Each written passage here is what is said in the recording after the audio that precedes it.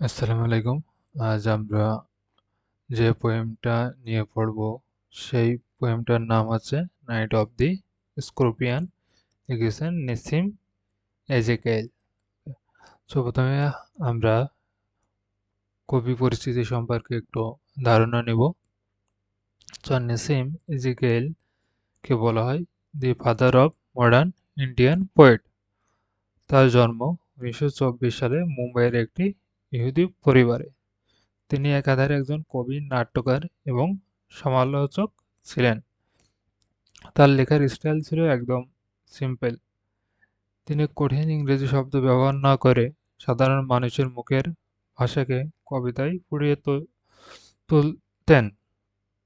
তিনি মূলত ভারতীয় সমাজের সুপারস্টিশন বা কুসংস্কার এবং আধুনিকতার দ্বন্দ্ব নিয়ে লিখতেন, যা আমরা নাইট অফ দি স্করপিয়ন এর পরিষ্কারভাবে দেখতে পাবো যখন আমরা কবিতাটি পড়ব। 1983 সালে তিনি সাহিত্যে একাডেমি পুরস্কার এবং 1988 সালে পদ্মশ্রী সম্মাননা পান। 2004 সালে এই মহান কবির মৃত্যু হয়। এখন আমরা চলে আসবো মূল পোয়েমে। ইনি আছেন নেসিম এজেকেল। আমরা যদি এখন কবিতাটি একটু পড়ি। I remember day night. কবিতাটি পড়ার আগে আমি একটু আপনাদের ধারণা দিয়ে দিই কবিতা সম্পর্কে। কবিতা হচ্ছে একটা রাতের ঘটনা নিয়েই কবিতাটা লিখা। ওকে, যেখানে একটা মহিলাকে একটা বিচ্ছুতে কামড়িয়ে দেয়, সেই ঘটনা নিয়েই এই কবিতাটা লেখা। এই কবিতার ভিতরে আপনি একটা টেন্স খুঁজে পাবেন যখন আপনি পড়বেন। সে তখন বুঝতে পারবেন কবিতাটা কত ফাস্ট প্রসেসিং, মানে একটা হারিনেসের ভিতর দিয়ে যাচ্ছে। ওকে, শুরু করা যাক। I remember that night my mother was stung by a scorpion. আমার মনে আছে যে রাতে আমার মাকে একটি স্করপিয়নে কামড়িয়েছিল। 10 hours of steady rain had driven him to crawl beneath a sack of rice. 10 ঘন্টার বৃষ্টির জন্য সেই বিচ্ছুটা একটা নিচে চলে গেছিল চালির বস্তার। Parting with his poison flash of diabolic tail in the dark room, he risked the rain and again. বলছে সে বৃষ্টির ভিতরে রিস্ক নিয়ে বাইরে চলে গেল তার ভয়ানক বা অশুভ যে লেজটা রয়েছে সেটা নাড়াতে নাড়াতে। ওকে, দি প্রেজেন্টস দি প্রেজেন্টস এখানে বলতে বোঝানো হয়েছে, সম্মিলিজম করা হয়েছে, এটা বোঝা যাচ্ছে ভিলেজারকে, ভিলেজের মানুষজনকে।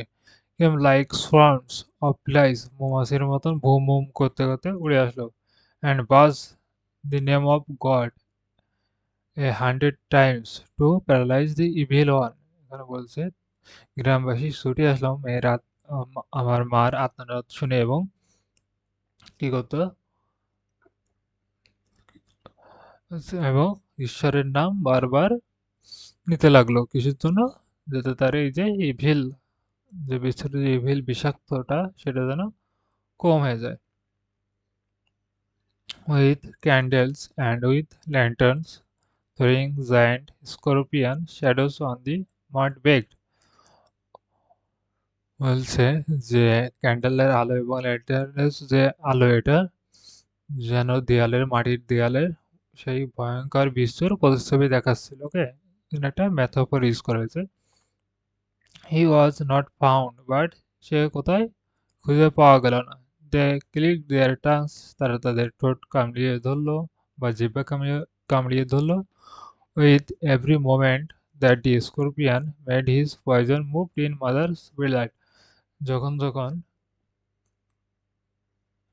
সেই বিষাক্ত যন্ত্রণা মার রক্তের ভিতর দিয়ে প্রবাহিত হচ্ছিল।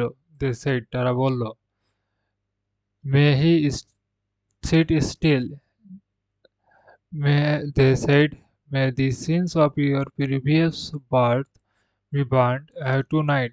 তারা বলল, তোমার যে আগের জন্মের বা আগের যেসব পাপ সেগুলো যেন এই রাতেই পুড়ে যায়। দে said, may your suffer decrease the misfortunes for your next birth.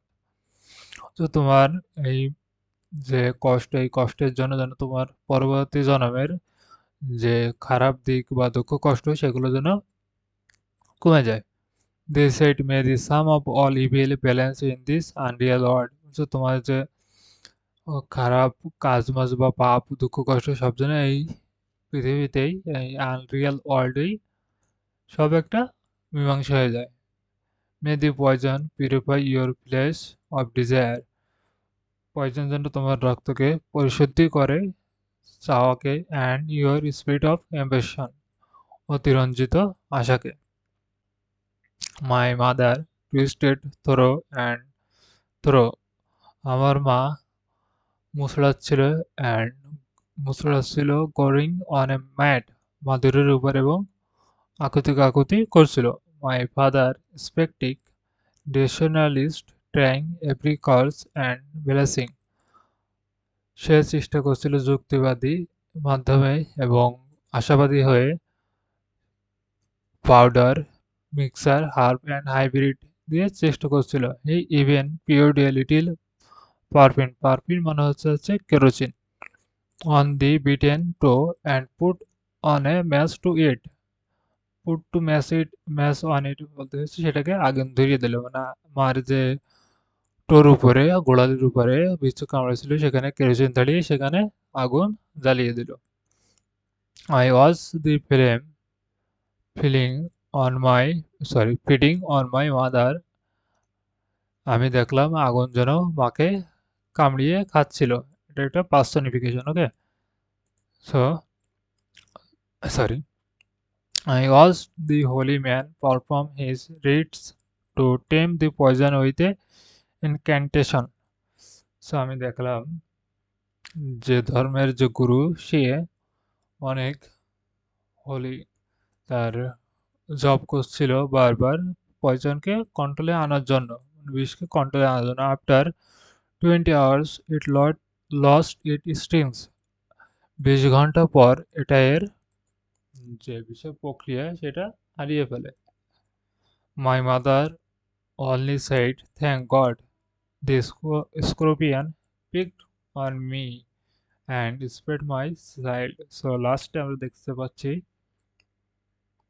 যে কবিতাটি বলছে, মা বলছে গডের কাছে বা আল্লাহর কাছে, ভগবানের কাছে শুকরিয়া আদায় করছে যে এই পয়জনটা, যে বিষটা সেটা আমাকে কামড়িয়েছিল, আমার ছেলেকে না কামড়িয়ে। So আমরা এখানে সামারি পাচ্ছি। এমন এই কবিতায় তিনি একদিকে দেখিয়েছেন গ্রামের মানুষের আত্মবিশ্বাস আর অন্যদিকে তার বাবার যুক্তিবাদী মানসিকতা। তবে দিন দিন শেষে একজন মায়ের নিঃস্বার্থ ভালোবাসায় তিনি সবার উপরে স্থান দিয়েছেন। এটাই ছিল এজেকিয়েলের বিশেষত্ব, খুব সাধারণ ঘটনার আড়ালে গভীর জীবনবোধ তুলে ধরা। সো আমরা এখানে যে থিমটা পাবো, থিমস ফার্স্ট আছে সুপারস্টিশন ভার্স রেশনালিজম, তারপরে আমরা পাচ্ছি selfless motherhood, human helplessness and fate. So আমরা লিটারেরি ডিভাইস যেগুলো পাচ্ছি সেগুলো আমরা অলরেডি বলে দিচ্ছি কবিতা পড়ার সময়, তারপরে একবার বলছি। The peasants come like swarms of flies, এটা হচ্ছে সিমিলি।